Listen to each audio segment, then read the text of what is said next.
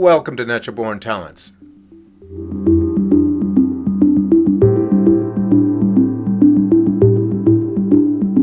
This video is a continuation of the various kinds of thinking and ways of studying.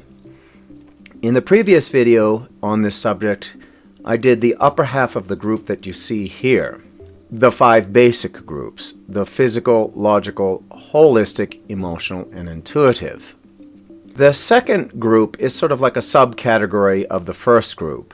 They're very similar to the ones above, but they have some added abilities or motivations.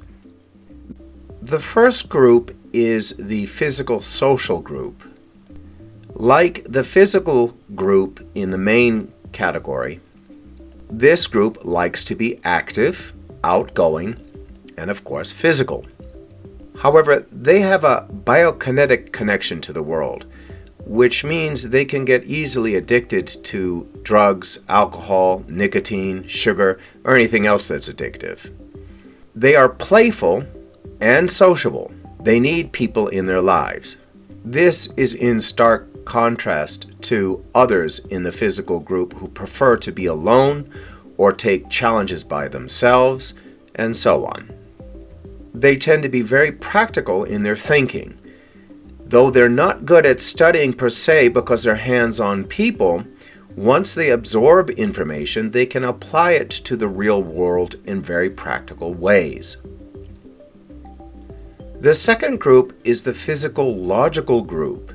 This group also likes sports and physical activities, but is not sociable. They tend to be introverts.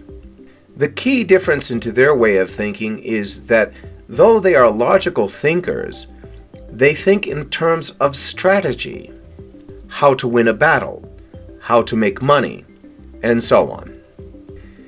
This group does very well in the military. They have a very keen mind. They're very good at business, but what they lack are the social skills that the physical social group is so good at. The next is the logical healer group. Now, this group does think in the same logical linear pattern as the other two groups. However, these are healers, so they have intuitive skills as well.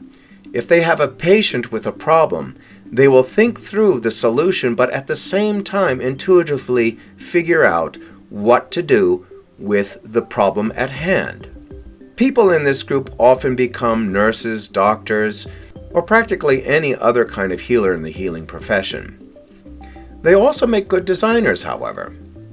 Like the physical logical group, they're not very good at socializing. And the reason for this is because they're so involved in healing people that they need to take time alone to unload all of the negative energy they picked up from healing their patients.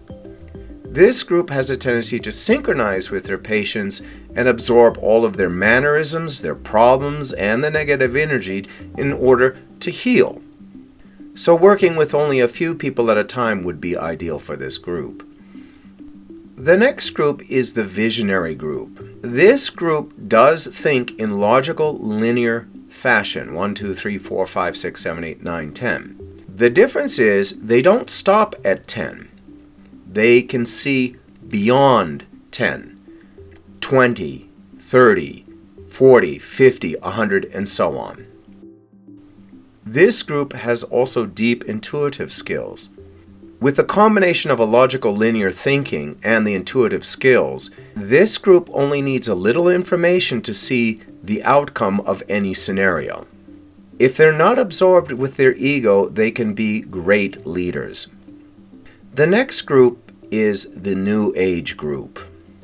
Now, this group is a fascinating group indeed because they have all of the abilities of all the ways of thinkings combined. They tend to be holistic thinkers, but they can be logical linear thinkers, they can be intuitive thinkers, they can be emotional thinkers, they can be anything they want to be. They tend towards holistic thinking because they find that what they want to do in life revolves around connecting to many different things at the same time. This group is so intelligent that there is no test present, or perhaps even future tests, that they can't pass. It's like they remember all of their past lives. All of the information of the universe is available to them. So they end up studying and doing only what they want to do.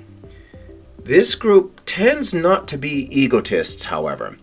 This group is the least susceptible to ego, but I have seen egotists even in this group, though that was very rare. I think like only 2 or 3 times. Well, that concludes the different ways of thinking. I hope you enjoyed this short video. There's much more I could say on each individual category, so if you have any questions, please leave it in the comments section below. Thanks again for listening. Hope to hear from you all soon.